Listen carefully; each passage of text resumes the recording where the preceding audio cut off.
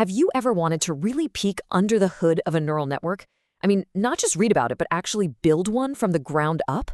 Well, you're in exactly the right place. Today, we're going on a builder's journey. We're going to start with one single, simple building block, and piece by piece, we'll assemble a machine that can actually learn, all with an amazing tool called Keras. So here's our game plan. We'll kick things off by figuring out the one crucial problem that a single neuron just can't handle.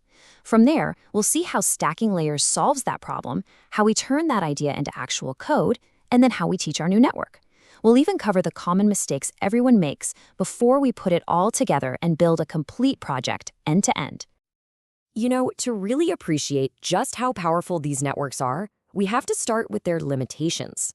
So let's dive in and see exactly where the simplest possible model, a single neuron, just completely hits a wall. At its heart, an artificial neuron, what they used to call a perceptron, is just a really simple decision maker. Seriously, think of it like a tiny calculator. It takes in a few numbers, those are our inputs, it multiplies each one by a weight to decide how important it is, adds them all up, and then based on that total, it makes a simple yes or no decision. That's it. And this right here is a perfect picture of that simple decision. The neuron is basically learning how to draw one straight line to divide the data. So if you've got groups that are what we call linearly separable, meaning, you can actually draw a straight line between them, this works like a charm. But here it is, the big question that pretty much stumped early AI researchers for years. What happens with problems that are more complicated? What if you can't separate your data with just one line? This is the classic XOR problem. Just picture 4 dots on a graph where the two groups are on opposite corners. Go ahead, try to draw one single straight line to split them. You can't do it. And this is exactly where the single neuron fails. So the huge breakthrough wasn't about creating a fancier, more complicated neuron. Nope. It was the realization that we could just combine a whole bunch of these simple decision makers into a team. By arranging them in layers, we can build what's called a multi-layer perceptron, and this team can make incredibly complex decisions. Now, for this team of neurons to really work together, they need more than a simple on-off switch. They need a dimmer switch. And that's exactly what an activation function is. Instead of just outputting on or off, a function like ReLU lets a neuron's output be a whole range of values. This introduces something called nonlinearity, and that's the secret sauce that lets a network learn curves and complex shapes, not just boring straight lines. Okay, so we've got layers of these neurons that can make complex decisions. Awesome. But how in the world do they learn what the right decision is? How do they know how to adjust themselves to get better? The answer is this beautiful, elegant algorithm called backpropagation. Let's break this down. It's actually pretty intuitive. First, the network takes a guess. Then it looks at the correct answer and figures out its error. How far off was I? Now here's the really clever part. It sends that error signal backward through the entire network. As that signal travels back, it uses a little bit of calculus called the chain rule to figure out which connections were the most responsible for the mistake. Finally, it just nudges each of those connections in the right direction to make a slightly better guess next time. And it does this thousands of times, getting a tiny bit smarter with every single pass. All right, enough theory. Let's move from the blueprint to the actual construction site. We're going to be using Keras, which is a fantastic library that makes building these complex structures way simpler than you'd think. Keras gives you two main ways to build a model. For what we're doing, and honestly for most standard networks, the Sequential API is perfect. It's exactly what it sounds like. You just create a model and then add your layers one after another, like you're stacking bricks. Now, for really complex stuff, like models with multiple inputs or outputs, there's also the Functional API. So these are the bricks we're going to be building with. The dense layer is your classic workhorse, where every neuron in one layer connects to every neuron in the one before it. If you're working with images, you'll need a flatten layer, which basically just unrolls that 2D grid of pixels into one long single line of data. And dropout?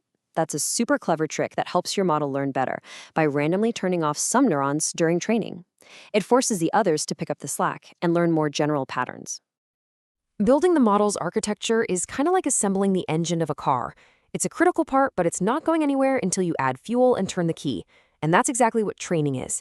It's about setting up the learning process and then feeding our model the data it needs to actually learn something. Keras makes this whole training process super simple, boiling it down to 3 main commands. First, you .compile the model, which is where you tell it how it should learn.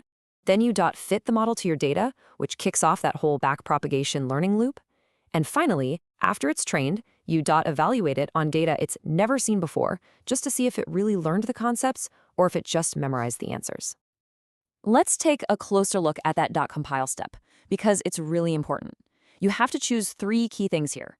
The loss function is the formula that measures how wrong the model's predictions are. The optimizer is the algorithm that actually updates the model's weights based on that error. And Atom is a fantastic, robust choice for almost anything. And finally, the metric is how we as humans can understand how well it's doing. For classification problems, that's almost always accuracy. All right, so you've built your model, you've compiled it, you hit fit, but what if nothing happens? Or worse, you get some crazy error message. See, building a model that runs is one thing. Building one that actually learns means you have to sidestep a few really common traps. This has to be the single most common cry for help from anyone building their first neural network. You're trying to classify 10 different things, but your accuracy is just stuck at 10%, which is basically random guessing. Don't panic. The solution is almost always in one of a few key places. Here is your official debugging checklist. Number 1, and this is the biggest one, is forgetting to normalize your data. Neural networks really want all the input numbers to be in a similar small range, like 0 to 1. After that, double-check your input shape, make sure you're using the right loss function for your specific problem, and use tricks like dropout to stop the model from just memorizing the training data. Okay, it's time. Let's put it all together. We've got the concepts, we've got the tools, we have our troubleshooting guide. Let's walk through a complete build from start to glorious finish. We are going to teach a neural network how to recognize different pieces of clothing using the Fashion MSNIT dataset. Here's our exact plan of attack. First, we'll load the dataset, which is just a bunch of tiny pictures of t-shirts, pants, and boots. Then, we'll prepare the data, and yep, that means normalizing those pixel values.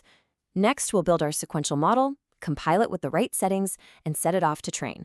And finally, the moment of truth.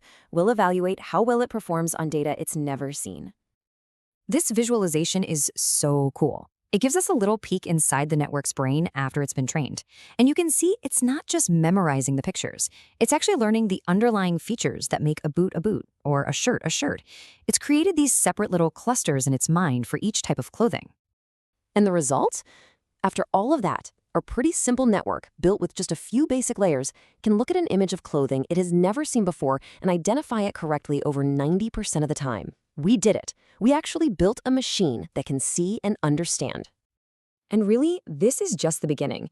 The exact same principles we used here for images can be applied to understanding text, or translating languages, or even predicting financial markets. The fundamental building blocks are all the same. We've gone through the blueprint, we've used the tools, so the only real question left is, what problem are you going to teach a machine to solve next?